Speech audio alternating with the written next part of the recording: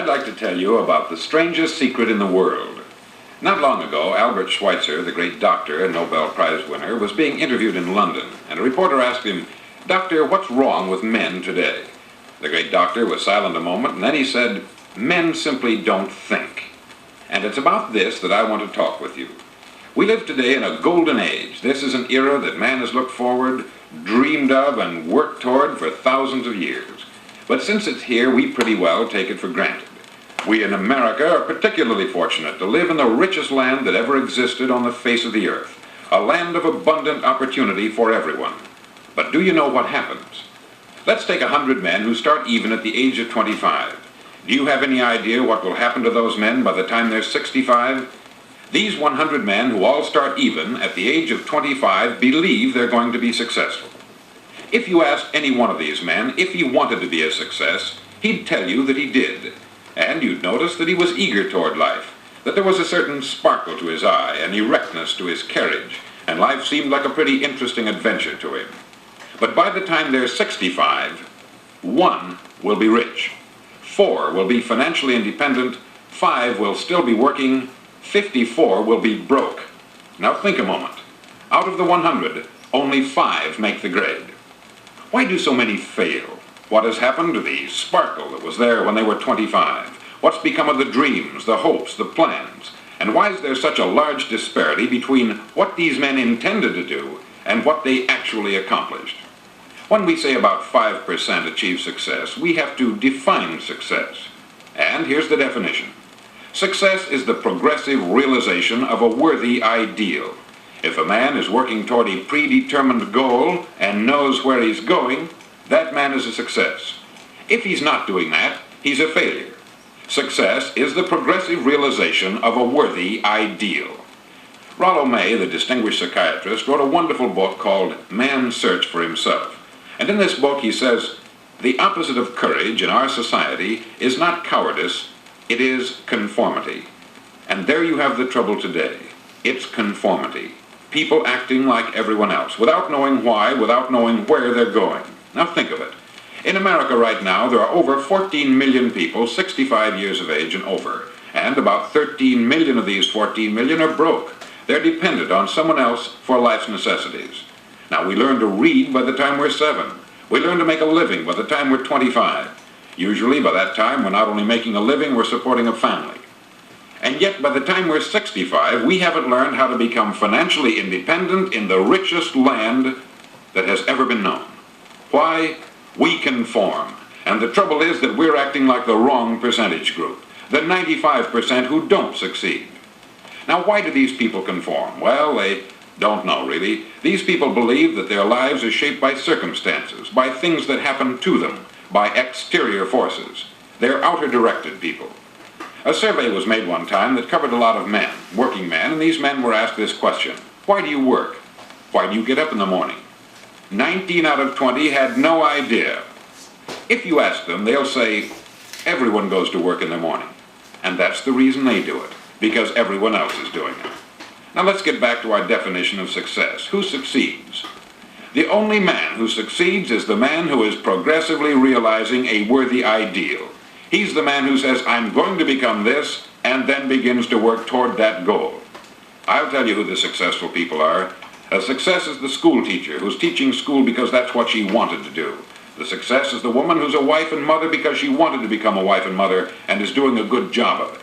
The success is the man who runs the corner gas station because that's what he wanted to do. The success is the successful salesman who wants to become a top-notch salesman and grow and build with his organization. A success is anyone who is doing deliberately a predetermined job because that's what he decided to do deliberately. But only 1 out of 20 does that. That's why today there isn't really any competition unless we make it for ourselves. Instead of competing, all we have to do is create. Now, for 20 years, I looked for the key which would determine what would happen to a human being. Was there a key I wanted to know which would make the future a promise that we could foretell to a large extent? Was there a key that would guarantee a person's becoming successful if he only knew about it and knew how to use it? Well, there is such a key, and I've found it. Have you ever wondered why so many men work so hard and honestly without ever achieving anything in particular, and others don't seem to work hard and yet seem to get everything? They have the magic touch. You've heard them say that about someone. Everything he touches turns to gold.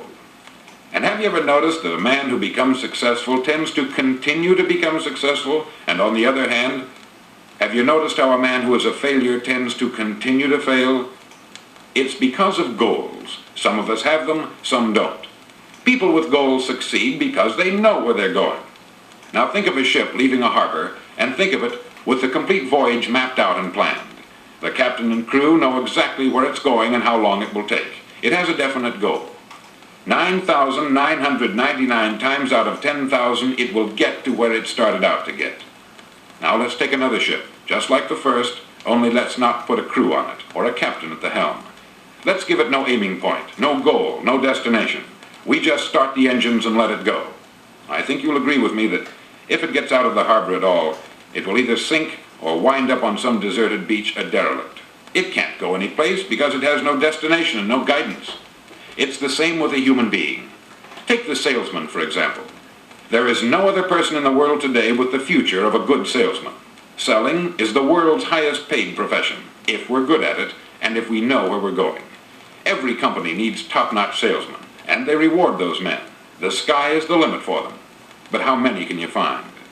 Someone once said, the human race is fixed, not to prevent the strong from winning, but to prevent the weak from losing. The American economy today can be likened to a convoy in time of war. The entire economy is slowed down to protect its weakest link, just as the convoy had to go at the speed that would permit its slowest vessel to remain in formation. That's why it's so easy to make a living today. It takes no particular brains or talent to make a living and support a family today. So we have a plateau of so-called security, if that's what a person's looking for. But we do have to decide how high above this plateau we want to aim for. Now let's get back to the strangest secret in the world, the story that I wanted to tell you today. Why do men with goals succeed in life and men without them fail? Well, let me tell you something which, if you really understand it, will alter your life immediately. If you understand completely what I'm going to tell you from this moment on, your life will never be the same again. You'll suddenly find that good luck just seems to be attracted to you. The things you want just seem to fall in line. And from now on, you won't have the problems, the worries, the gnawing lump of anxiety that perhaps you've experienced before. Doubt, fear, well, they'll be things of the past. Here's the key to success, and the key to failure. We become what we think about. Now let me say that again. We become what we think about. Throughout all history, the great wise men and teachers, philosophers and prophets have disagreed with one another on many different things. It is only on this one point that they are in complete and unanimous agreement. Listen to what Marcus Aurelius, the great Roman emperor, said. He said, "A man's life is what his thoughts make of it." Disraeli said this, "Everything comes if a man will only wait. I have brought myself by long meditation to the conviction that a human being with a settled purpose must accomplish it, and that nothing can resist a will that will stake even existence for its fulfillment." Ralph Waldo Emerson said this, "A man is what he thinks about all day long." William James said, "The greatest discovery of my generation is that human beings can alter their lives by altering their attitudes of mind." And he also said, "We need only in cold blood act as if the thing in question were real, and it will become infallibly real by growing into such a connection with our life that it will become real. It will become so knit with habit and emotion that our interest in it will be those which characterize belief." He also said this, "If you only care enough for a result, you will almost certainly attain it. If you wish to be rich, you will be rich. If you wish to be learned, you will be learned. If you wish to be good, you will be good. Only you must then really wish these things, and wish them exclusively, and not wish at the same time 100 other incompatible things just as strongly." In the Bible you read, in Mark 9:23, "If thou canst believe, all things are possible to him that believeth." Dr. Norman Vincent Peale said this, "This is one of the greatest laws in the universe. Fervently do I wish I had discovered it as a very young man. It dawned upon me much later in life, and I've found it to be one of the greatest, if not my greatest discovery outside of my relationship to God. And the great law, briefly and simply stated, is that if you think in negative terms, you'll get negative results. If you think in positive terms, you will achieve positive results. That is the simple fact which is at the basis of an astonishing law of prosperity and success. In 3 words, believe and succeed. William Shakespeare put it this way: our doubts are traitors, and make us lose the good we oft might win by fearing to attempt. George Bernard Shaw said, people are always blaming their circumstances for what they are. I don't believe in circumstances. The people who get on in this world are the people who get up and look for the circumstances they want, and if they can't find them, make them. Well, it's pretty apparent, isn't it? And every person who discovered this for a while believed that he was the first one to work it out. We become what we think about. Now, it stands to reason that a person who's thinking about a concrete and worthwhile goal is going to reach it, because that's what he's thinking about. And we become what we think about. Conversely, the man who has no goal, who doesn't know where he's going, and whose thoughts must therefore be thoughts of confusion and anxiety and fear and worry, becomes what he thinks about. His life becomes one of frustration, fear, anxiety, and worry. And if he thinks about nothing, he becomes nothing. Now, how does it work? Why do we become what we think about? Well, I'll tell you how it works as far as we know. Now, to do this, I want to tell you about a situation that parallels the human mind. Suppose a farmer has some land, and it's good, fertile land. Now, the land gives the farmer a choice. He may plant in that land whatever he chooses. The land doesn't care. It's up to the farmer to make the decision. Now, remember, we're comparing the human mind with the land, because the mind, like the land, doesn't care what you plant in it. It will return what you plant, but it doesn't care what you plant. Now, let's say that the farmer has 2 seeds in his hand. One is a seed of corn, the other is nightshade, a deadly poison. He digs 2 little holes in the earth and he plants both seeds, one corn, the other nightshade. He covers up the holes, waters, and takes care of the land, and what will happen? Invariably, the land will return what is planted. As it's written in the Bible, as ye sow, so shall ye reap. Remember, the land doesn't care. It will return poison in just as wonderful abundance as it will corn. So up come the 2 plants, one corn, one poison. Now, the human mind is far more fertile, far more incredible and mysterious than the land, but it works the same way. It doesn't care what we plant. Success, failure. A concrete worthwhile goal, or confusion, misunderstanding, fear, anxiety, and so on. But what we plant, it will return to us. You see, the human mind is the last great unexplored continent on the earth. It contains riches beyond our wildest dreams. It will return anything we want to plant. Now, you might say, well, if that's true, why don't people use their minds more? Well, I think they've figured out an answer to that too. Our mind comes as standard equipment at birth. It's free, and things that are given to us for nothing we place little value on. Things that we pay money for, we value. The paradox is that exactly the reverse is true. Everything that's really worthwhile in life came to us free. Our mind, our soul, our body, our hopes, our dreams, our ambitions, our intelligence, our love of family and children and friends. All these priceless possessions are free, but the things that cost us money are actually very cheap and can be replaced at any time. A good man can be completely wiped out and make another fortune. He can do that several times. Even if our home burns down, we can rebuild it, but the things we got for nothing, we can never replace. The human mind isn't used merely because we take it for granted. Familiarity breeds contempt. It can do any kind of job we assign to it, but generally speaking, we use it for little jobs instead of big important ones. Universities have proved that most of us are operating on about 10% of our abilities. Decide now, what is it you want? Plant your goal in your mind. It's the most important decision you'll ever make in your entire life. Do you want to be an outstanding salesman, a better worker at your particular job? Do you want to go places in your company, in your community?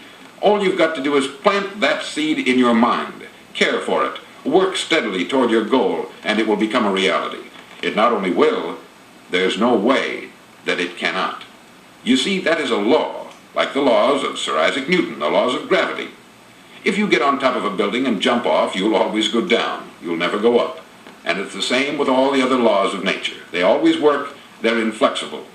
Think about your goal in a relaxed, positive way. Picture yourself in your mind's eye as having already achieved this goal. See yourself doing the things you will be doing when you've reached your goal. Ours has been called the phenobarbital age, the age of ulcers and nervous breakdowns. At a time when medical research has raised us to a new plateau of good health and longevity, far too many of us worry ourselves into an early grave trying to cope with things in our own little personal ways, without learning a few great laws that will take care of everything for us. These things we bring on ourselves through our habitual way of thinking. Every one of us is the sum total of his own thoughts. He is where he is because that is exactly where he really wants to be, whether he'll admit that or not.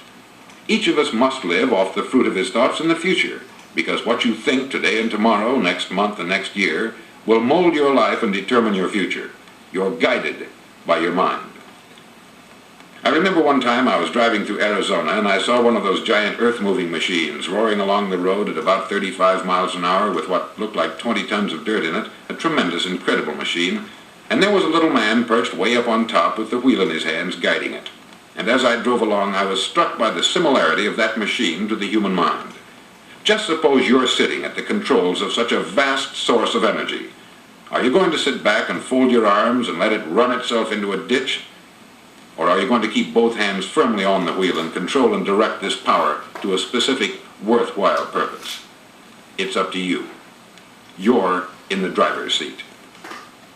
You see, the very law that gives us success is a two-edged sword. We must control our thinking. The same rule that can lead a man to a life of success, wealth, happiness, and all the things he's ever dreamed of for himself and his family, that very same law can lead him into the gutter. It's all in how he uses it, for good or for bad. This is the strangest secret in the world. Now, why do I say it's strange, and why do I call it a secret? Actually, it isn't a secret at all. It was first promulgated by some of the earliest wise men, and it appears again and again throughout the Bible.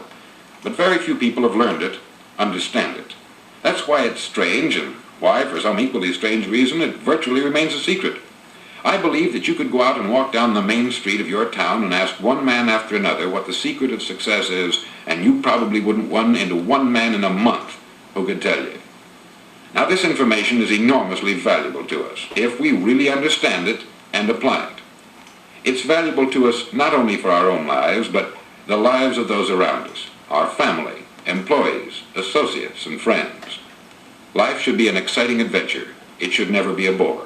A man should live fully, be alive. He should be glad to get out of bed in the morning. He should be doing a job he likes to do because he does it well. One time I heard Grove Patterson make a speech, the editor-in-chief of the Toledo Daily Blade, and as he concluded his speech, he said something that I've never forgotten. He said something like this: "My years in the newspaper business have convinced me of several things, among them that people are basically good, and that we came from someplace, and we're going someplace.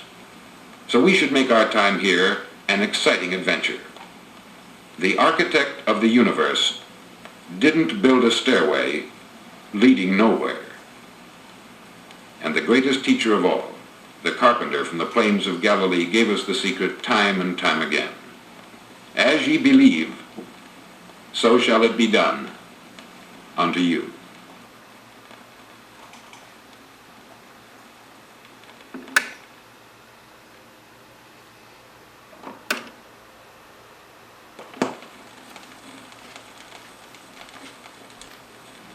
On side number 1 of this record, I've explained the strangest secret in the world and how it works. Now, on this side, I want to explain how you can prove to yourself the enormous returns possible in your own life by putting this secret to a practical test. I want you to make a test that will last 30 days. Now, it isn't going to be easy. If you'll give it a good try, it will completely change your life for the better. Back in the 17th century, Sir Isaac Newton, the English mathematician and natural philosopher, gave us some natural laws of physics which apply as much to human beings as they do to the movement of bodies in the universe. Now, one of these laws is that for every action, there is an equal and opposite reaction. Simply stated, as it applies to you and me, it means we can achieve nothing without paying the price. The results of your 30-day experiment will be in direct proportion to the effort you put forth. To be a doctor, you must pay the price of long years of difficult study. To be successful in selling, and remember that each of us succeeds to the extent of his ability to sell.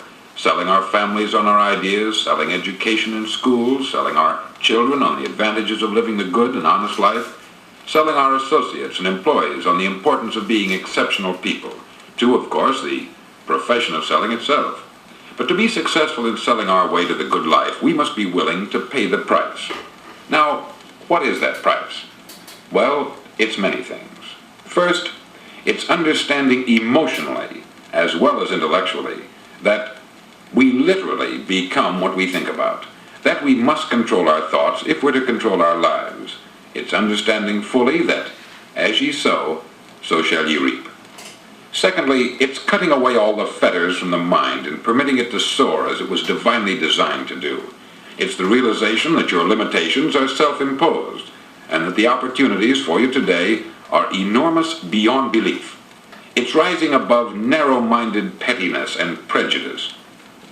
Thirdly, to use all your courage to force yourself to think positively on your own problem, to set a definite and clearly defined goal for yourself, to let your marvelous mind think about your goal from all possible angles, to let your imagination speculate freely upon many different possible solutions, to refuse to believe there are any circumstances sufficiently strong to defeat you in the accomplishment of your purpose, to act promptly and decisively when your course is clear, and to keep constantly aware of the fact that you are, at this moment, standing in the middle of your own acre of diamonds, as Russell Conwell used to point out.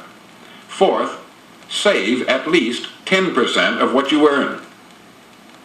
It's also remembering that no matter what your present job, it has enormous possibilities if you're willing to pay the price. Now let's just go over the important points in the price each of us must pay to achieve the wonderful life that can be ours. It is, of course, worth any price.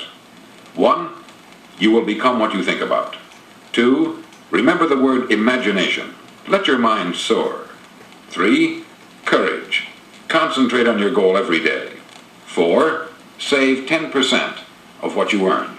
And action. Ideas are worthless unless we act on them.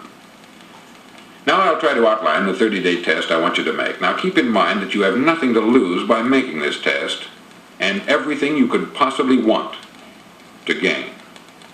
There are 2 things that may be said of everyone. Each of us wants something, and each of us is afraid of something. I want you to write on a card what it is you want more than anything else. It may be more money. Perhaps you'd like to double your income or make a specific amount of money.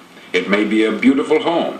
It may be success at your job. It may be a particular position in life. It could be a more harmonious family. Each of us wants something. Write down on your card specifically what it is that you want. Make sure it's a single goal and clearly defined.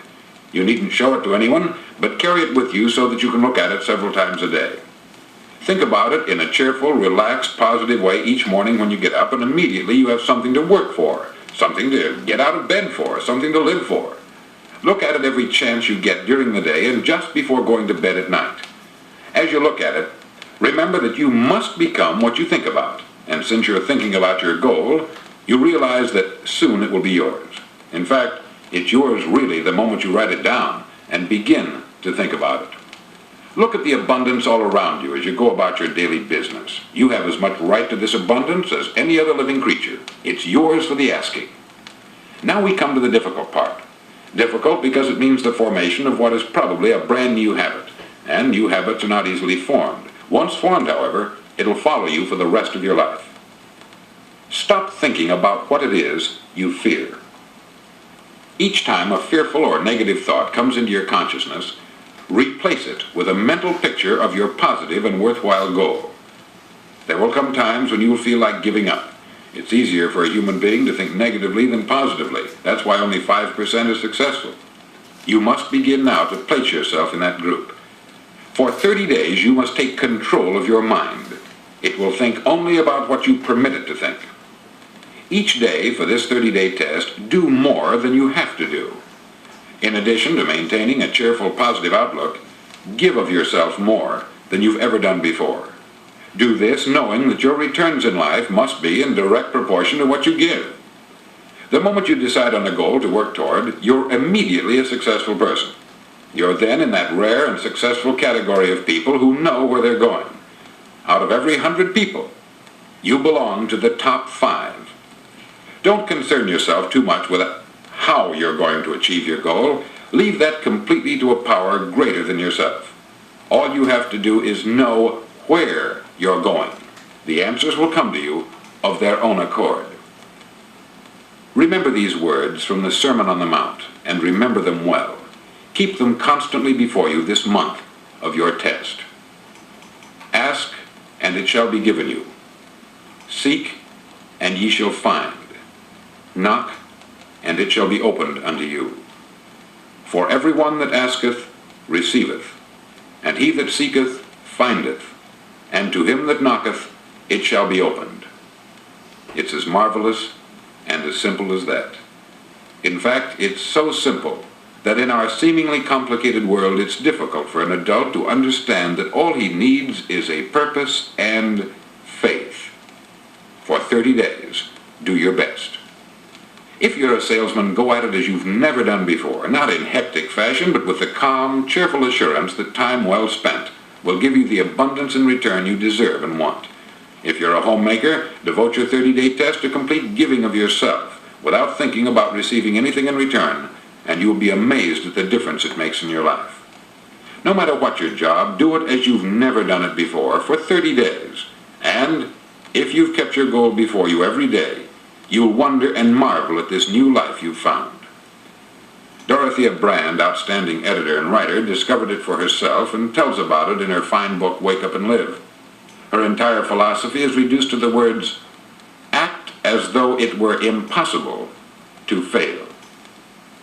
She made her own test with sincerity and faith, and her entire life was changed to one of overwhelming success. Now you make your test for 30 full days.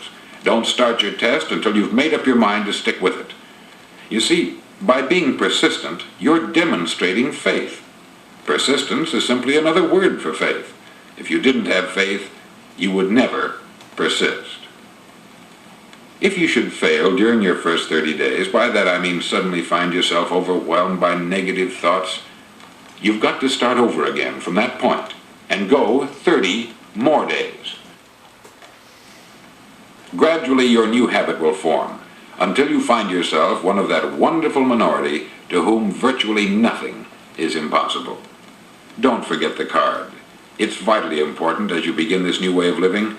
On one side of the card, write your goal, whatever it may be. On the other side, write the words we've quoted from the Sermon on the Mount. Ask, and it shall be given you. Seek, and ye shall find. Knock, and it shall be opened unto you. In your spare time during your test period, read books that will help you. Inspirational books like the Bible, Dorothea Brand's Wake Up and Live, The Magic of Believing by Claude Bristol, Think and Grow Rich by Napoleon Hill, and other books that instruct and inspire. Nothing great was ever accomplished without inspiration. See that during these crucial first 30 days, your own inspiration is kept at a peak. Above all, don't worry. Worry brings fear, and fear is crippling. The only thing that can cause you to worry during your test is trying to do it all yourself. Know that all you have to do is hold your goal before you. Everything else will take care of itself. Remember also to keep calm and cheerful.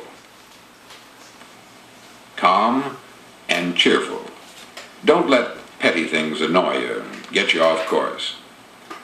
Now, since making this test is difficult, some may say, well, why should I bother? Well, look at the alternative. No one wants to be a failure. No one really wants to be a mediocre individual. No one wants a life constantly filled with worry, fear, and frustration. Therefore, remember that you must reap that which you sow. If you sow negative thoughts, your life will be filled with negative things.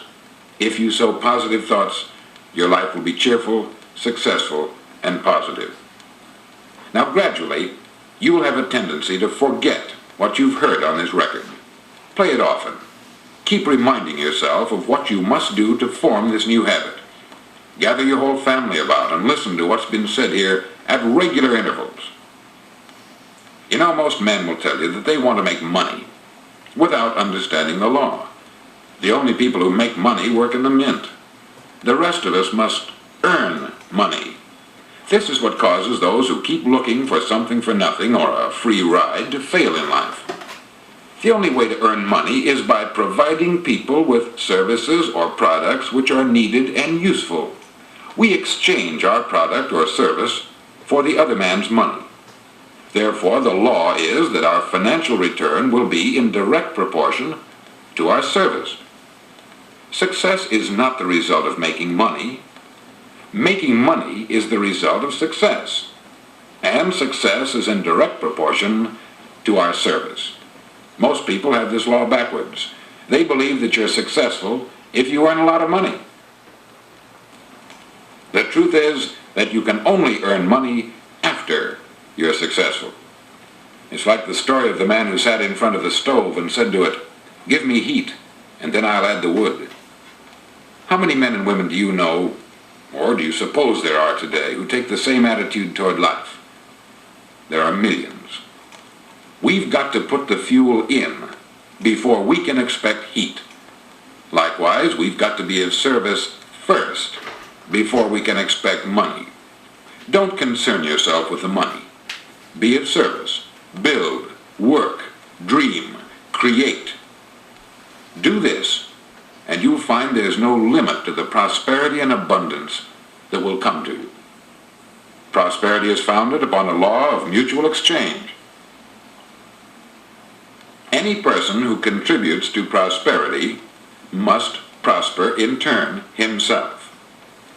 Sometimes the return will not come from those you serve, but it must come to you from someplace, for that is the law. For every action, there is an equal and opposite reaction. As you go daily through your 30-day test period, remember that your success will always be measured by the quality and quantity of service you render, and money is a yardstick for measuring this service. No man can get rich himself unless he enriches others. There are no exceptions to a law. You can drive down any street in America and from your car estimate the service that's being rendered by the people living on that street. Had you ever thought of this yardstick before? It's interesting. Some, like ministers and priests and other devoted people, measure their returns in the realm of the spiritual, but again, their returns are equal to their service. Once this law is fully understood, any thinking person can tell his own fortune. If he wants more, he must be of more service to those from whom he receives his return. If he wants less, he has only to reduce this service. This is the price you must pay for what you want. If you believe you can enrich yourself by deluding others, you can only end by deluding yourself. It may take some time, but just as surely as you breathe, you'll get back what you put out. Don't ever make the mistake of thinking you can avert this. It's impossible. The prisons and the streets where the lonely walk are filled with people who tried to make new laws just for themselves. We may avoid the laws of man, but there are greater laws that cannot be broken. An outstanding medical doctor recently pointed out 6 steps that will help you realize success. 1, set yourself a definite goal. 2, quit running yourself down. 3, stop thinking of all the reasons why you cannot be successful, and instead think of all the reasons why you can.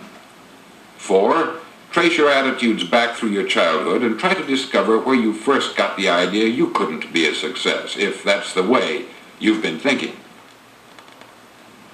5, change the image you have of yourself by writing out a description of the person you would like to be.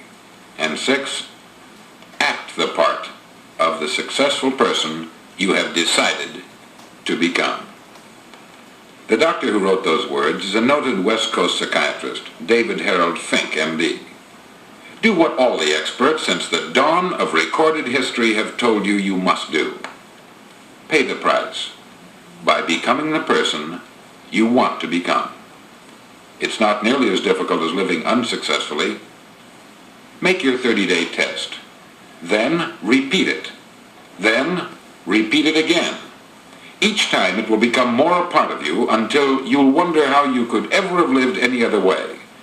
Live this new way, and the floodgates of abundance will open and pour over you more riches than you may have dreamed existed. Money? Yes, lots of it. But what's more important, you'll have peace. You'll be in that wonderful minority who lead calm, cheerful, successful lives. Start today. You have nothing to lose, but you have a life to win.